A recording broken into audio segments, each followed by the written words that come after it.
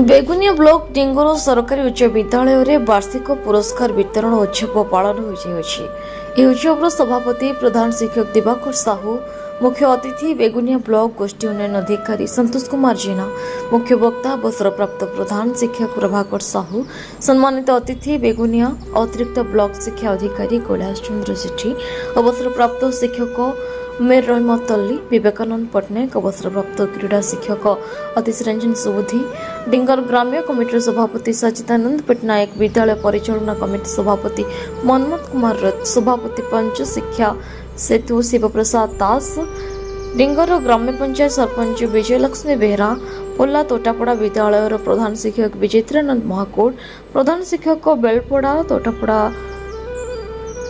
और ग्रेशियन प्रधान विद्यालय समस्त शिक्षक शिक्षयित्री और छात्र छात्री रही उत्साह सहित पालन करते छात्र छात्री मानक पुरस्कार वितरण और विद्यालय एक स्मरणिक पुस्तक उन्मोचन कर शांति श्रृंखलार सहित शेष करते।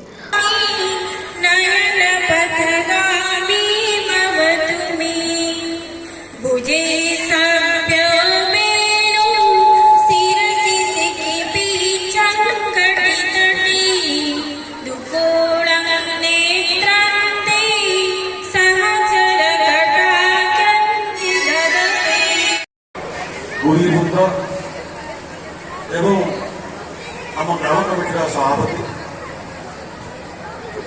एवं मोर श्रद्धा छात्रीवृंद एवं मीडिया बंधु समस्त को मो नमस्कार जनाऊँ। आज गोटे पवित्र दिन ये आज समस्त आम एकत्रित होते प्रकृति आज आम सदैव से खराब ही नहीं पिला गुरुकुल स्कूल में पाठ पढ़ला भाया गछ मूल बसिकी बर्तमान ठीक शुणी पार्टी उपभोग से गुरुकुल पुरातन युग को से पिला गुरुकुल में पाठ पढ़ुते एवं भी गुरुकुल पाठ पढ़ुंट कि घर भितर गुरुकुल पिला हेलो आउ जो छात्र छात्री मैंने जे जोटार अच्छा यथाशीघ्र मंच पाखक आस मंच पाखे आसी चेयर उपवेशन कले आमर सभा कार्य आरंभ तुम मानक नहीं सभा जदि सभारे तुम्हें मैंने उपस्थित न रही आमको फांका फांका लगे तेणु पिला जे जोटार अच्छा यथाशीघ्र आसी मंच पाखे उपवेशन कर।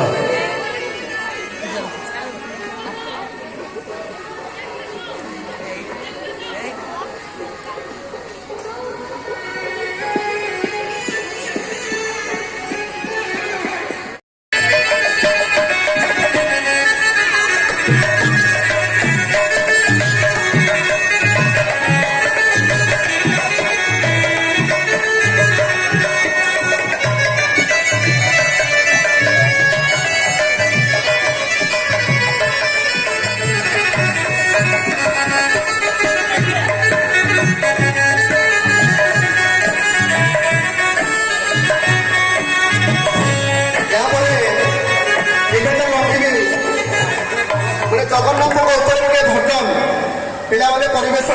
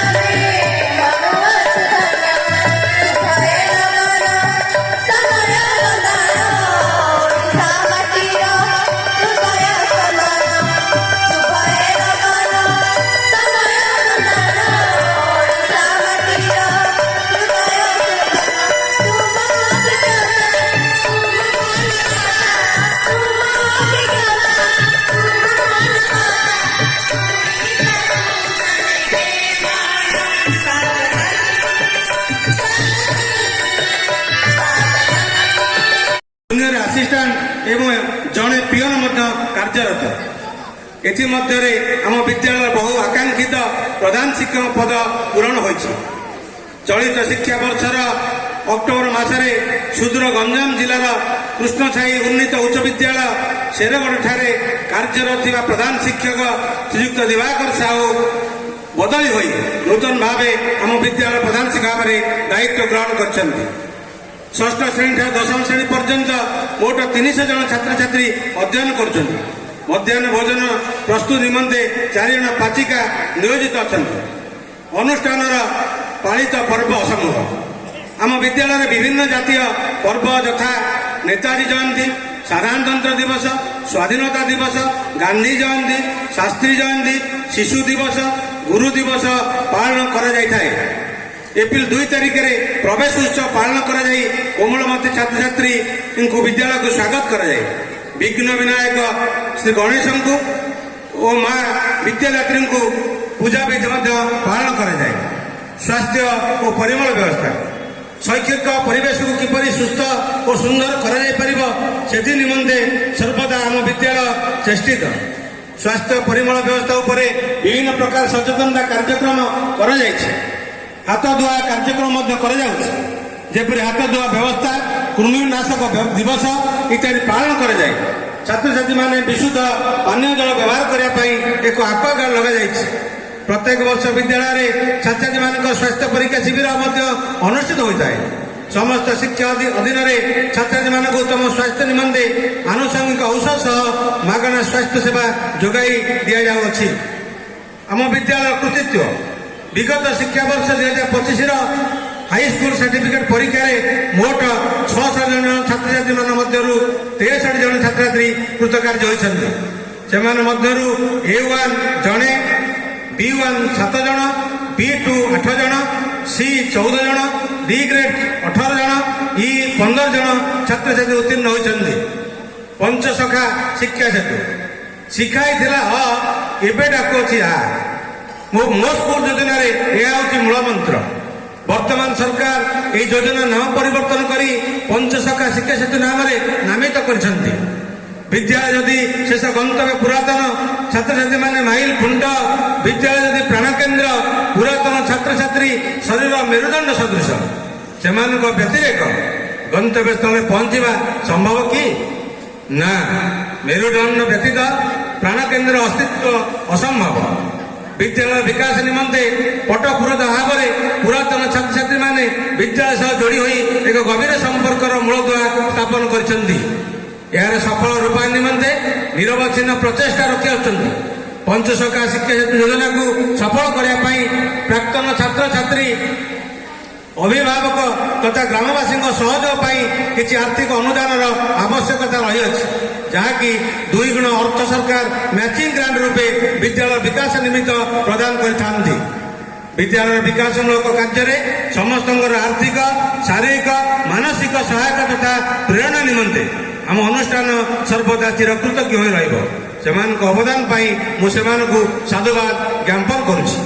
ବିଦ୍ୟାଳୟର ରୂପାନ୍ତରୀକରଣ।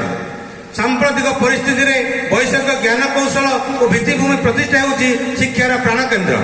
ତେଣୁ ବିଦ୍ୟାଳୟ ରୂପାନ୍ତରୀକରଣ ଯୋଜନାରେ ସରକାରଙ୍କର ସହାୟତା, ପ୍ରଶାସନ ଓ ଗ୍ରାମବାସୀଙ୍କ ସହଭାଗିତାରେ 2 ଗୋଟି ସ୍ମାର୍ଟ ଶ୍ରେଣୀଗୃହ ଓ ସେହି ଶ୍ରେଣୀଗୃହ ନିମନ୍ତେ ଅତ୍ୟାଧୁନିକ ଜ୍ଞାନ କୌଶଳ ନିର୍ମିତ 2 ଗୋଟି ସ୍ମାର୍ଟ ବୋର୍ଡ ଓ ପିଲାଙ୍କ ବସିବା ନିମନ୍ତେ ଉପଯୁକ୍ତ ଡେସ୍କ ଓ ବେଞ୍ଚ ନିର୍ମାଣ କରାଯାଇଅଛି। ଏହି ଯୋଜନାରେ ପିଲାଙ୍କର ସୌନ୍ଦର୍ଯ୍ୟକରଣକୁ ମଧ୍ୟ ଦୃଷ୍ଟି ଦିଆଯାଇଛି। ମୁଖ୍ୟ ଫାଟକ ଠାରୁ ଶ୍ରେଣୀଗୃହ ପର୍ଯ୍ୟନ୍ତ ପକ୍କା ରାସ୍ତା ଓ ରାସ୍ତାର ପାର୍ଶ୍ୱରେ ବୃକ୍ଷରୋପଣ କରାଯାଇଛି। ଛାତ୍ରଛାତ୍ରୀମାନଙ୍କ ମଧ୍ୟରେ ବୈଜ୍ଞାନିକ ମନୋଭାବ ସୃଷ୍ଟି ଓ ବିଜ୍ଞାନ ପ୍ରତି ଆଗ୍ରହ ନିମନ୍ତେ ଏକ ବିଜ୍ଞାନଗାର ପ୍ରତିଷ୍ଠା କରାଯାଇଛି। ସେଥି ନିମନ୍ତେ ବିଭିନ୍ନ ବିଜ୍ଞାନ ଉପକରଣମାନ ଯୋଗାଇ ଦିଆଯାଇଅଛି। ଛାତ୍ରଛାତ୍ରୀମାନଙ୍କର ପାଠ ପ୍ରତି ଆଗ୍ରହ ସୃଷ୍ଟି କରିବା ପାଇଁ ଇ-ଲାଇବ୍ରେରୀ ଗଠନ କରି ନୂତନ ପାଠ୍ୟପୁସ୍ତକ ଯୋଗାଇ ଦିଆଯାଇଛି। ବିଜ୍ଞାନ ଓ ବୈଷୟିକ ସହ ଶିକ୍ଷା କାର୍ଯ୍ୟକ୍ରମ। ଆଧୁନିକ ଯୁଗରେ ବିଜ୍ଞାନ ଓ ବୈଷୟିକ ଜ୍ଞାନ ରାଜ୍ୟ ଓ ଦେଶର ବିକାଶ ଦିଗରେ ଏକ ଅବିଚ୍ଛେଦ୍ୟ ଅଙ୍ଗ। ବିଦ୍ୟାଳୟ ସ୍ତରରେ ଛାତ୍ରଛାତ୍ରୀମାନଙ୍କୁ ବିଜ୍ଞାନ ଓ ବୈଷୟିକ ଶିକ୍ଷା ପ୍ରତି ଅନୁପ୍ରାଣିତ କରିବା ପାଇଁ ବିଜ୍ଞାନ ପ୍ରୟୋଗଶାଳା, smart board, internet, e library, computer ଶିକ୍ଷାର ବ୍ୟବସ୍ଥା କରାଯାଇଅଛି। ଛାତ୍ରଛାତ୍ରୀ ମାନଙ୍କର ସର୍ବାଙ୍ଗୀନ ଉନ୍ନତି ସାଧନ ପାଇଁ ଆମ ବିଦ୍ୟାଳୟରେ scout guide, junior red cross, ଜାତୀୟ ସବୁଜ ବାହିନୀ, ଇକୋ କ୍ଲବ, ଯୋଉଟା ଶକ୍ତି କ୍ଲବ, ଏନର୍ଜି କ୍ଲବ ଇତ୍ୟାଦି କାର୍ଯ୍ୟ କରୁଅଛି। ଏ ସମସ୍ତ ଦାୟିତ୍ୱ ଶିକ୍ଷକ ଶିକ୍ଷୟିତ୍ରୀ ତଥା ମନୋଜ କୁମାର ସାହୁ, ପ୍ରଶାନ୍ତ କୁମାର ସାହୁ, ଅର୍ଚ୍ଚନା ପଟ୍ଟନାୟକ, ଜ୍ଞାନରଞ୍ଜନ ଶ୍ରୀଚନ୍ଦନଙ୍କ ଦ୍ୱାରା ପରିଚାଳିତ ହେଉଅଛି। କ୍ରୀଡ଼ା ଓ ଶାରୀରିକ ଶିକ୍ଷା କ୍ରୀଡ଼ା ଓ ଶାରୀରିକ ଶିକ୍ଷା ବ୍ୟତିରେକ ଛାତ୍ରଛାତ୍ରୀମାନଙ୍କ ସର୍ବାଙ୍ଗୀନ ବିକାଶ କଳ୍ପନା କରିହେବ ନାହିଁ। ଆମ ବିଦ୍ୟାଳୟରେ କ୍ରୀଡ଼ା ଶିକ୍ଷକ ଶ୍ରୀମାନ ପ୍ରକାଶ ଚନ୍ଦ୍ର ଦାସ ଓ ଶ୍ରୀଯୁକ୍ତ କାଳୀଚରଣ ଲେଙ୍କାଙ୍କ ତତ୍ତ୍ୱାବଧାନରେ ବିଭିନ୍ନ ପ୍ରକାର କ୍ରୀଡ଼ା ଓ ଶାରୀରିକ ଶିକ୍ଷା ଦାନ କରାଯାଇଥାଏ। ନିକଟ ଅତୀତରେ ଆମ ବିଦ୍ୟାଳୟର 10ମ ଶ୍ରେଣୀର ଶ୍ରୀମତୀ ହୀରାବତୀ ମଲ୍ଲିକ, ଶ୍ରୀଯୁକ୍ତ ମନୋଜ କୁମାର ସାହୁ, ଅର୍ଚ୍ଚନା ପଟ୍ଟନାୟକ ଆଦି ମାନଙ୍କର ଦିଗ୍ଦର୍ଶନ ପ୍ରଶଂସନୀୟ। ଛାତ୍ରଛାତ୍ରୀମାନଙ୍କର ସର୍ଜନାତ୍ମକ ଗୁଣର ବିକାଶ ନିମନ୍ତେ ଚଳିତ ବର୍ଷଠାରୁ ସୁଶ୍ରୀ ଶୁଭସ୍ମିତା ଜେନାଙ୍କର ପ୍ରତ୍ୟେକ ତତ୍ତ୍ୱାବଧାନରେ ଏକ ପ୍ରାଚୀର ପତ୍ର ଉନ୍ମୋଚନ କରାଯାଇଅଛି। ଆମ ବିଦ୍ୟାଳୟରେ ଛାତ୍ରଛାତ୍ରୀମାନେ ବିଭିନ୍ନ ସମୟରେ ବିଭିନ୍ନ ସାଂସ୍କୃତିକ କାର୍ଯ୍ୟକ୍ରମରେ ଭାଗ ନେଇ ବିଦ୍ୟାଳୟ ନାମକୁ ମହିମାମଣ୍ଡିତ କରିଛନ୍ତି। କୋମଳମତି ଛାତ୍ରଛାତ୍ରୀମାନଙ୍କୁ ବିଦ୍ୟାନୁରାଗୀ କରିବା ପାଇଁ ତଥା ସେମାନଙ୍କ ସୃଜନଶୀଳତାର ବିକାଶ ପାଇଁ ପ୍ରାଚୀର ପତ୍ରିକା, ପ୍ରାଚୀର କଳାକୃତି, ହସ୍ତଲେଖା ଛାତ୍ରଛାତ୍ରୀମାନଙ୍କ ଦ୍ୱାରା ପ୍ରସ୍ତୁତ କରାଯାଉଅଛି। ପୂର୍ବୋକ୍ତ କାର୍ଯ୍ୟ ସଫଳ ରୂପାୟନ ନିମନ୍ତେ ପ୍ରଥମ ଶ୍ରେଣୀରୁ +2 ପର୍ଯ୍ୟନ୍ତ ବିଦ୍ୟାର୍ଥୀମାନଙ୍କ ପାଇଁ ସୁରଭି କାର୍ଯ୍ୟକ୍ରମ ସରକାରଙ୍କ ଏକ ଅଭିନବ ପ୍ରୟାସ। ମଧ୍ୟାହ୍ନ ଭୋଜନ, ପୁସ୍ତକ ଓ ପୋଷାକ ବଣ୍ଟନ। ଶିକ୍ଷା ଅଧିକାର ଅଧିନିୟମ ଅନୁସାରେ ସରକାର ଷଷ୍ଠ ଶ୍ରେଣୀରେ 10ମ ଶ୍ରେଣୀ ପର୍ଯ୍ୟନ୍ତ ମାଗଣା ପୋଷାକ, ଜୋତା, ମାଗଣା ହାଉସ ପୋଷାକ, ମାଗଣା କ୍ୟାବ୍, ଆଇ କାର୍ଡ ଯୋଗାଇ ଦେଇଥାଏ। ସେହିପରି 8ମ ଶ୍ରେଣୀ ପର୍ଯ୍ୟନ୍ତ ମାଗଣା ପାଠ୍ୟ ପୁସ୍ତକ ବଣ୍ଟନ ସହ ମଧ୍ୟାହ୍ନ ଭୋଜନ ଦେଇଥାନ୍ତି। ଶରୀରର ଅପୁଷ୍ଟିକୁ ଦେଖି ଗୁଣାତ୍ମକ ମାନର ଖାଦ୍ୟ ଯୋଗାଇ ଦିଆଯାଇଥାଏ। ଏହିସବୁ ଖାଦ୍ୟ ବ୍ୟବସ୍ଥାକୁ ସ୍ନେହମୟୀ ମହିଳା ମଣ୍ଡଳ ସ୍ୱୟଂ ସହାୟକ ଗୋଷ୍ଠୀ ଡିଙ୍ଗର ତତ୍ତ୍ୱାବଧାନରେ ସମ୍ପାଦିତ ହୋଇଥାଏ। ମୁଖ୍ୟମନ୍ତ୍ରୀ ଭାଇସାଇ ଯୋଜନା, ଯାହାକି ବର୍ତ୍ତମାନ ଗଙ୍ଗାଧର ମେହେର ଶିକ୍ଷାମାନଙ୍କ ବୃଦ୍ଧି ଯୋଜନା ରୂପେ ପରିଗଣିତ, ତାହା ଆନୁକୂଲ୍ୟରେ ସମସ୍ତ ସରକାରୀ ଓ ସରକାରୀ ଅନୁଦାନ ପ୍ରାପ୍ତ ବିଦ୍ୟାଳୟର 9ମ ଶ୍ରେଣୀ ଛାତ୍ରଛାତ୍ରୀମାନଙ୍କୁ ଶିକ୍ଷାବର୍ଷ 2023-24 ଠାରୁ ଜଣପ୍ରତି 35,100 ଟଙ୍କାର ଅର୍ଥରାଶି ଯୋଗାଇ ଦିଆଯାଉଛି। ଏହି ସମସ୍ତ ସରକାରୀ ଅନୁଦାନର ସଫଳ ସୁବିନିଯୋଗ ଦିଗରେ ବିଦ୍ୟାଳୟ ପରିଚାଳନା କମିଟିର ସମସ୍ତ ସଭ୍ୟ ସଂଘ ତଥା ଚେୟାରପର୍ସନ, ସ୍ଥାନୀୟ ପଞ୍ଚାୟତ ରାଜ ପ୍ରତିନିଧି, ପ୍ରଶାସନିକ ଅଧିକାରୀ ଓ ବିଭାଗୀୟ ଅଧିକାରୀମାନଙ୍କର ଅକୁଣ୍ଠ ସହଯୋଗ ଆମ୍ଭମାନଙ୍କୁ ସଫଳତା ପ୍ରଦାନ କରିବାରେ ସହାୟକ ହେଉଛି। ଅଭାବ ଅସୁବିଧା ବିଦ୍ୟାଳୟ ରୂପାନ୍ତରକରଣ କାର୍ଯ୍ୟ ହେତୁ ଶ୍ରେଣୀ କୋଠରୀକୁ ଯଥାକ୍ରମେ ଇ-ଲାଇବ୍ରେରୀ ଓ ମଡର୍ଣ୍ଣ ସାଇନ୍ସ ଲ୍ୟାବରେ ବ୍ୟବହାର କରାଯାଉଅଛି। ଏହି ପରିପ୍ରେକ୍ଷୀରେ ଶ୍ରେଣୀ ଶିକ୍ଷକ ପାଇଁ ଶ୍ରେଣୀ କକ୍ଷର ଅଭାବ ରହିଛି। ବର୍ତ୍ତମାନ ଏ ବର୍ଷ ଗୋଟିଏ ଶ୍ରେଣୀ ମଧ୍ୟ କାର୍ଯ୍ୟ ଚାଲୁ ରହିଛି। ମଧ୍ୟାହ୍ନ ଭୋଜନ ପରିବେଷଣ ପାଇଁ କୌଣସି ନିର୍ଦ୍ଦିଷ୍ଟ ସ୍ଥାନର ବ୍ୟବସ୍ଥା ନଥିବାରୁ ପିଲାମାନେ ବାରଣ୍ଡାରେ, ପେଣ୍ଡାଲରେ, ଗଛ ମୂଳେ ବସି ମଧ୍ୟାହ୍ନ ଭୋଜନ କରୁଛନ୍ତି। ଏଣୁ ଏକ ଭୋଜନ ପ୍ରକୋଷ୍ଠର ଆବଶ୍ୟକତା ରହିଅଛି। ତେଣୁ ନିବେଦନ ରଖିବି ବିଡିଓ ସାହେବଙ୍କୁ ଆମ ବିଦ୍ୟାଳୟ ପାଇଁ ଗୋଟିଏ ମଧ୍ୟାହ୍ନ ଭୋଜନ କାର୍ଯ୍ୟକ୍ରମ ପାଇଁ ଭୋଜନ ପ୍ରକୋଷ୍ଠର ଆବଶ୍ୟକତା ପାଇଁ ପରିପୂର୍ଣ୍ଣ କରିବେ, ଏଥିପାଇଁ ନିବେଦନ କରୁଛି। ବିଦ୍ୟାଳୟରେ ଷଷ୍ଠ ଶ୍ରେଣୀଠାରୁ 10ମ ଶ୍ରେଣୀ ପର୍ଯ୍ୟନ୍ତ 300 ଛାତ୍ରଛାତ୍ରୀ ଅଧ୍ୟୟନ କରୁଛନ୍ତି। ବିଦ୍ୟାଳୟ ସୁରକ୍ଷା ପ୍ରାଚୀର ଅସମ୍ପୂର୍ଣ୍ଣ ଅବସ୍ଥାରେ ରହିଅଛି, ଯାହାଫଳରେ ଗାଈ ଗୋରୁ, ଛେଳି ମେଣ୍ଢା ଏବଂ କିଛି ଅବାଧ ଜନସାଧାରଣଙ୍କର ଅବାଧ ପ୍ରବେଶ ଯୋଗୁଁ ବିଦ୍ୟାଳୟ ପରିବେଶ ଓ ସୌନ୍ଦର୍ଯ୍ୟରେ ବାଧା ଉପୁଜୁଛି। ବିଦ୍ୟାଳୟରେ 30 ଜଣ ଛାତ୍ରଛାତ୍ରୀ ଅଧ୍ୟୟନ କରୁଥିବା ବେଳେ ଆବଶ୍ୟକତା ମୁତାବକ ଶୌଚାଳୟ ଅଭାବ ରହିଥାଏ। ବିଦ୍ୟାଳୟରେ ଜଣେ ଚକ୍ରାସୀନା ପିଅନ ଆଉ ଜଣେ ରାତ୍ରି ଜଗଳି ପଦବୀ 2 ବର୍ଷ ଧରି ଖାଲି ରହିଛି। ଆମର SHG ଗ୍ରୁପ ଦ୍ୱାରା ତାହା ପ୍ରାୟ ପରିସମାପ୍ତି ଘଟିଛି। ଦିବ୍ୟାଙ୍ଗ ଛାତ୍ରଛାତ୍ରୀମାନଙ୍କ ନିମନ୍ତେ ସ୍ୱତନ୍ତ୍ର ଶୌଚାଳୟର ଆବଶ୍ୟକତା ରହିଛି। ସମସ୍ତ କାର୍ଯ୍ୟବ୍ୟସ୍ତତା ମଧ୍ୟରେ ବହୁମୂଲ୍ୟ ସମୟ ଦେଇ ଆମକୁ ପ୍ରୋତ୍ସାହିତ କରୁଥିବା ମୁଖ୍ୟ ଅତିଥି, ମୁଖ୍ୟ ବକ୍ତା ମହୋଦୟ, ସମ୍ମାନିତ ଅତିଥିବର୍ଗ ତଥା ଉପସ୍ଥିତ ସମସ୍ତ ଗ୍ରାମବାସୀମାନଙ୍କୁ ମୁଁ ଅନୁଷ୍ଠାନ ତରଫରୁ କୃତଜ୍ଞତା ଜ୍ଞାପନ କରୁଛି। ଏତଦ୍ ବ୍ୟତୀତ ମୋର ସହକର୍ମୀ, ଶିକ୍ଷକ ଶିକ୍ଷୟିତ୍ରୀ, ଉପସ୍ଥିତ ଅଭିଭାବକ ଓ ସୁଧୀବୃନ୍ଦଙ୍କୁ ସେମାନଙ୍କ ସହଯୋଗ ପାଇଁ ଅଶେଷ ଧନ୍ୟବାଦ ପ୍ରଦାନ କରୁଛି। ଅତିଥିବୃନ୍ଦଙ୍କର ଆଗାମୀ ଆଦର୍ଶବାଣୀ ଓ ସୁଚିନ୍ତିତ ମୂଲ୍ୟବାନ ବାର୍ତ୍ତା ସମସ୍ତ ଛାତ୍ରଛାତ୍ରୀଙ୍କ ଜୀବନରେ ପ୍ରତିଫଳିତ ହେଉ, ଏହା ହିଁ ଈଶ୍ୱରଙ୍କ ନିକଟରେ ବିନମ୍ର ପ୍ରାର୍ଥନା। ଜୟ ହିନ୍ଦ, ଜୟ ଜଗନ୍ନାଥ, ଜୟ ଜଗନ୍ନାଥ, ଜୟ ଜଗନ୍ନାଥ। ରାତି ପରେ ରାତି ବିତିଯାଏ। ଉତ୍ତରି ଆସେ ଆଉ ଏକ ବର୍ଷ। ସେହି ପରିବର୍ତ୍ତନଶୀଳ ନିୟମରେ ଆଜି ଆମ ବିଦ୍ୟାଳୟ ପାଳନ କରୁଛି ତାର ବାର୍ଷିକ ଉତ୍ସବ। ବାର୍ଷିକ ଉତ୍ସବରେ ଏଠାରେ ଉପସ୍ଥିତ ଥିବା ମୋର ସମସ୍ତ ଆଦରର ଛାତ୍ରଛାତ୍ରୀ, ନିମନ୍ତ୍ରିତ ଅତିଥି, ସମସ୍ତ ଅଭିଭାବକ ଅଭିଭାବିକା ମାନଙ୍କୁ ପ୍ରଥମେ ମୁଁ ମଥାନ ପ୍ରଣାମ ଜଣାଉଛି। ଆଜିକାର এই ବାର୍ଷିକ ଉତ୍ସବରେ ସ୍ୱାଗତ ଜଣାଉଛି, ଶୁଭେଚ୍ଛା ଜଣାଉଛି ଏବଂ ଅଭିନନ୍ଦନ ଜଣାଉଛି। ବାର୍ଷିକ ଉତ୍ସବ କେବଳ ଏକ ଉତ୍ସବ ନୁହେଁ, এই ଉତ୍ସବ ହେଉଛି ଛାତ୍ରଛାତ୍ରୀ ମାନଙ୍କର ଅନ୍ତର୍ନିହିତ ଶକ୍ତିର ପ୍ରତିଫଳ। এই ବର୍ଷକୁ ସମସ୍ତେ ପ୍ରତୀକ୍ଷା କରିଥାନ୍ତି এই ଦିନଟିକୁ। ଆଜି ସେହି ଦିନ ଆସି ଉପନୀତ। ଆମ ଗହଣରେ ଯେ ମହାନୁଭାବମାନେ ଆସି ଉପସ୍ଥିତ ଅଛନ୍ତି ସମସ୍ତଙ୍କୁ ପୁଣି ଥରେ ମୋ ଲକ୍ଷଣ ପ୍ରଣାମ ଜଣାଉଛି। ଏହାପରେ ମୋ ମଞ୍ଚକୁ ଆହ୍ୱାନ ଜଣାଇବି, ବିନମ୍ର ଆମନ୍ତ୍ରଣ କରିବି ଆମ ବିଦ୍ୟାଳୟରେ ଯିଏ, ଆମ ପରିବାରରେ ଯିଏ ମୁଖ୍ୟ, ଯିଏ ଇଂରାଜୀ, ଓଡ଼ିଆ ସାହିତ୍ୟ, ଇତିହାସ, ଭୂଗୋଳ ସବୁଥିରେ ସେ ପାରଦର୍ଶିତା ଲାଭ କରିଛନ୍ତି ଏବଂ କାର୍ଯ୍ୟକ୍ରମକୁ ସରସ ସୁନ୍ଦର କରିବା ପାଇଁ ଯାହାଙ୍କର ପ୍ରଚେଷ୍ଟା ରହିଛି ସେ ଆଉ କେହି ନୁହନ୍ତି, ଆମ ବିଦ୍ୟାଳୟର ସମ୍ମାନସ୍ପଦ ପ୍ରଧାନ ଶିକ୍ଷକ ମହୋଦୟ ଶ୍ରୀଯୁକ୍ତ ଦିବାକର ସାହୁଙ୍କୁ ବିନମ୍ର ଆମନ୍ତ୍ରଣ କରୁଛି ମଞ୍ଚକୁ। ସାର୍ ଆସି ସଭାପତି ପଦକୁ ଅଳଙ୍କୃତ କରିବା ପାଇଁ ଏବଂ ପିଲାମାନଙ୍କୁ ମଧ୍ୟ ନିବେଦନ ରଖିବି, ସାର୍ଙ୍କୁ ଗୋଟେ ଭବ୍ୟ କରତାଳିରେ ମଞ୍ଚକୁ ଆମନ୍ତ୍ରଣ କରିବା। ସାର୍ ଆଜି ସଭାର ସଭାପତି ପଦକୁ ଅଳଙ୍କୃତ କରିଛନ୍ତି ଏବଂ ଛାତ୍ରୀମାନଙ୍କୁ ଅନୁରୋଧ ରଖିବି ସାର୍ଙ୍କୁ ପୁଷ୍ପଗୁଚ୍ଛ, ଉପଢୌକନ ଏବଂ ଉତ୍ତରୀୟ ଦେଇ ସମ୍ବୋଧିତ କରିବା ପାଇଁ। ଏହାପରେ ଯେଉଁ ମହାନୁଭାବଙ୍କୁ, ଯେଉଁ ବ୍ୟକ୍ତିତ୍ୱଙ୍କୁ ମଞ୍ଚକୁ ଆମନ୍ତ୍ରଣ କରିବି, ଆଜିକା ଏ ବାର୍ଷିକ ପୁରସ୍କାର ବିତରଣ ଉତ୍ସବର ଯେ ମୁଖ୍ୟ ଅତିଥି, ଯାହାକୁ ପାଇ ଆଜି ଆମ ବିଦ୍ୟାଳୟ ଗୌରବାନ୍ୱିତ, ସେ ଆଉ କେହି ନୁହନ୍ତି, ଏହି ନିକଟ ଅତୀତରେ ଆମ ବ୍ଲକରେ ନୂତନ ଭାବରେ ଆସି ଯୋଗଦାନ ଦେଇଥିବା ଗୋଷ୍ଠୀ ଉନ୍ନୟନ ଅଧିକାରୀ ବିଡିଓ ସାର୍ଙ୍କୁ ଅନୁରୋଧ କରିବି ସାର୍ ଆସି ମୁଖ୍ୟ ଅତିଥି ପଦରେ ଅଳଙ୍କୃତ ହେବେ। ସାର୍ ହେଉଛନ୍ତି ଜଣେ ଓଡ଼ିଶା ପ୍ରଶାସନିକ ଅଧିକାରୀ। ସାର୍ଙ୍କର ପ୍ରଶାସନିକ ଦକ୍ଷତା, ପ୍ରଶାସନିକ କ୍ଷମତା ଏବଂ ଜନସାଧାରଣଙ୍କୁ ତ୍ୱରିତ ନ୍ୟାୟ ଦେବାରେ ଯେଉଁ ପ୍ରଚେଷ୍ଟା ରହିଛି ଏବଂ ବେଗୁନିଆ ବ୍ଲକକୁ ବିକାଶର ସଫଳତାରେ ପହଞ୍ଚିବା ପାଇଁ ଯେଉଁ ଉଦ୍ୟମ, ସାର୍ଙ୍କୁ ସାଧୁବାଦ ଜଣାଉଛି।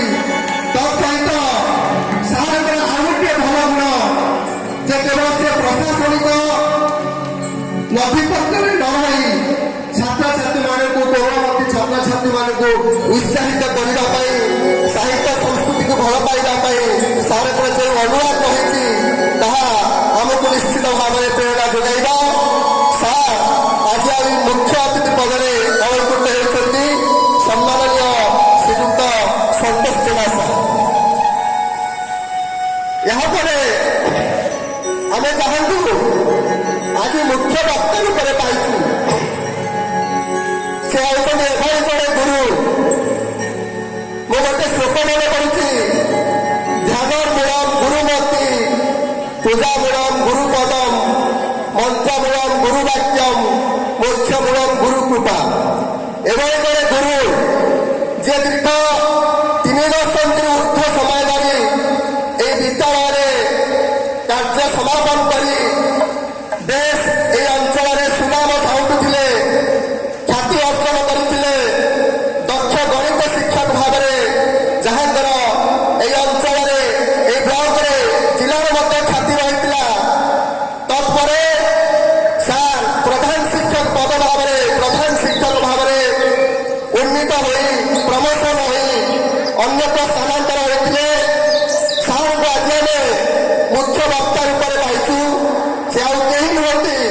ସମ୍ମାନସ୍ପଦ ଶ୍ରୀଯୁକ୍ତ ପ୍ରଭାକର ସାହୁ ମହୋଦୟ ସାର୍ଙ୍କୁ ମୁଁ ନିମନ୍ତ୍ରଣ କରିବି।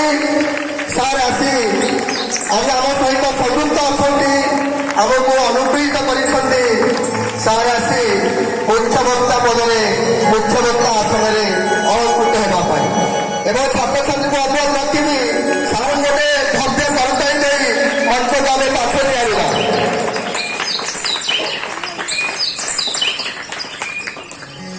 ତତ୍ସହିତ ଆଜି ଏହି ଗରିମାମୟ ଏହି ବର୍ଣ୍ଣାଢ୍ୟ ଉତ୍ସବରେ ଆଜି ଆମେ ଯାହାଙ୍କୁ ପାଇଛୁ ଆମର ଶିକ୍ଷା ବିଭାଗର ଆମେ ଯାହାକୁ ପାଇଛୁ ବୟସର ଅପରାହ୍ନରେ ସାରଙ୍କର ଯେଉଁ ଗ୍ରାମ ପ୍ରତି ଏହି ଅଞ୍ଚଳ ପ୍ରତି ଭଲ ପାଇବା ରହିଛି, ସ୍ନେହ ରହିଛି, ଏ ଗ୍ରାମକୁ ଉନ୍ନତିର ଶିଖରରେ ପହଞ୍ଚାଇବା, ଲୋକଙ୍କର ସୁଖ ଦୁଃଖରେ ସାଥୀ ହେବା ଏବଂ ତତ୍ସହିତ ସାରଙ୍କର ଆଉ ଗୋଟିଏ ଭଲ ଗୁଣ, ସାର ହେଉଛନ୍ତି ଅନୁଷ୍ଠାନ ପ୍ରେମୀ। ଯେତେବେଳେ ଆମ ବିଦ୍ୟାଳୟରେ ଶିକ୍ଷକଙ୍କର ଅଭାବ ଥିଲା ଏବଂ ଆମ ବିଦ୍ୟାଳୟରେ ପ୍ରାଚୀନ ସେପଟେ ଅସୁରକ୍ଷିତ ଅବସ୍ଥାରେ ଥିଲା। डिंगर government high school annual function में आम सहित जी सभापतित्व करुँच हाई स्कूल हेडमास्टर श्रीजुक्त दिवाकर साहू महोदय, मो सहित जो बरेण्य अतिथि माने मंचासीन होती समस्त को नमस्कार। मो सामने बसी छोट छोट पिला माने अभिभावक माने एसएमसी कमिटी सभापति और मेंबर माने शिक्षक शिक्षयित्री माने समस्त को आज स्वागत करुच्ची। सबु बड़ी प्रति वर्ष परी यही दिन को पिला माने अनेक बसी था केबे आनुआल फंक्शन हम आम जी वर्ष जाकर अचिवमेंट आपण मानकर खेलकूदर पुरस्कार वितरणी केबे आरंभ हो। मु धन्यवाद देवी पिला मानकु एते उत्कंठा सहित बसी से मुहूर्त को निश्चय रूपे आपण मानकर जहाँ भी वर्ष जाकर अचिवमेंट आज प्रतिफलन हम। आपण मैंने जो मैंने कृतिकार्य करते से आज पुरस्कार दिज्व आ जो मैंने पाई नथिबे से आगामी दिन में केमी भल कर पुरस्कार टे पाइबे तापर भी चिंता करेंगे। आ गोटे जिनस हूँ डिंगर हाई स्कूल रे सार तो ये नुआ मैडम थिले आसती थे गोटे छोट प्रोब्लेम होता मो डिस्कसन करी सभापति अच्छा सहित मुझे टच अच्छी किंतु जाए सभापति और मैडम से बहुत इनिशिएटिव नहीं से प्रोब्लेम टाक सॉर्ट आउट कले। आ सार गोटे कथा आज मत उपस्थापन कर किचन सेट पर निश्चय रूपे मु गोटे किचन सेट करने अनुमोदन करी आमर जेई मान को निश्चय रूपे गोटे किचन सेट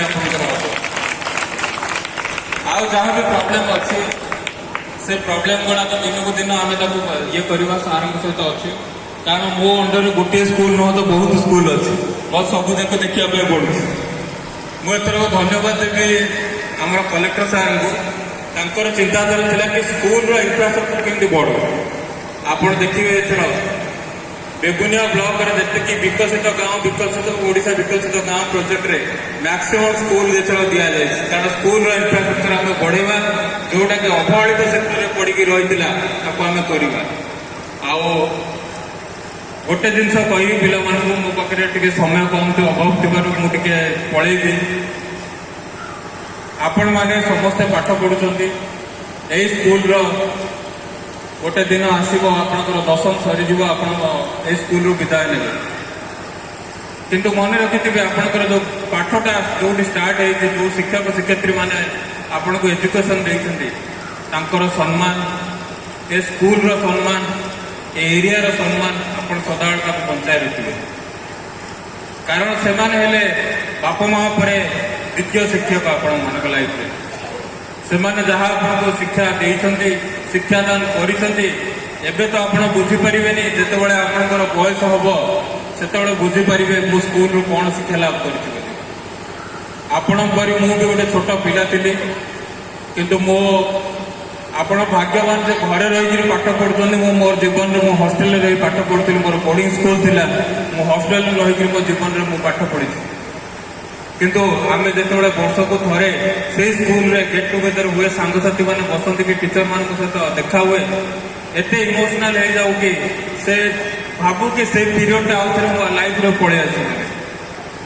ତେଣୁକରି ମୁଁ ଆପଣମାନଙ୍କୁ ଗୋଟିଏ ଉପଦେଶ ଦେବି, ପାଠ ପଢିବା ସହିତ ସମାଜରେ ଏମିତି ଗୋଟେ କାମ କରିବା, ଏମିତି ସଂସ୍କାର ଆଣିବା ଯେମିତି ଲୋକମାନେ ଆପଣଙ୍କୁ ଯୋଡୁଥିବେ। ଖାଲି ଆମ ଦେଶର ନୁହେଁ, ଆମ ଏରିଆର ହଉ, ଆମ ବ୍ଲକର ହଉ, ଆମ ରାଜ୍ୟର ହଉ, ସମସ୍ତଙ୍କୁ ଆମେ ଏତେ ଉଚ୍ଚକୁ ନେଇଯିବା ଯେ ଆପଣମାନେ ଭାବିବେ ଯେ ଆମେ ଗୋଟେ ସୁନ୍ଦର ଓଡ଼ିଶା ପାଇଁ ଯୋଉ ସ୍ୱପ୍ନ ଦେଖୁଥିବା ସେ ସ୍ୱପ୍ନଟା ଧୀରେ ଧୀରେ ସାକାର ହେବାକୁ ଲାଗିବ।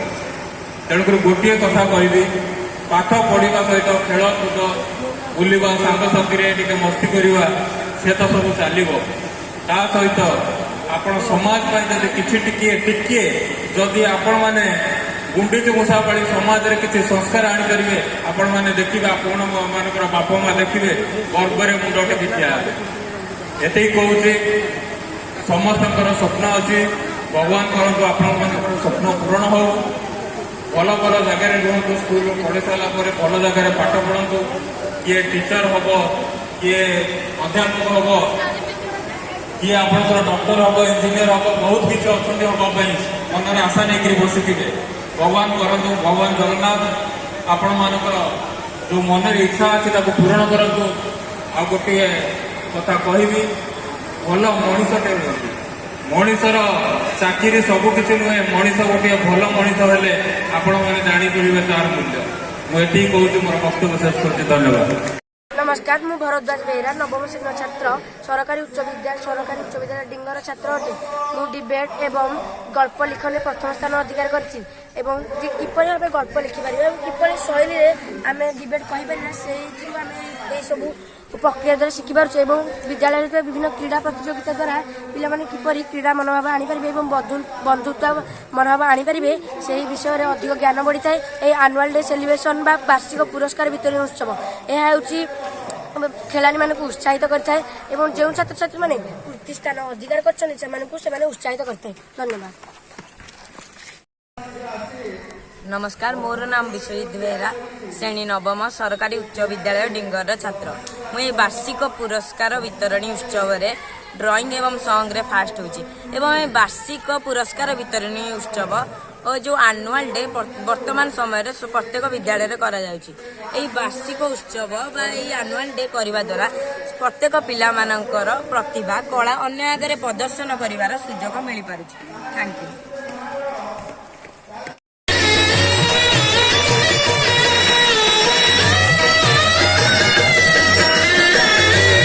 ମାନସ ରଞ୍ଜନ କରଙ୍କ ରିପୋର୍ଟ, ନ୍ୟୁଜ୍ ଉପାନ୍ତ ଖବର।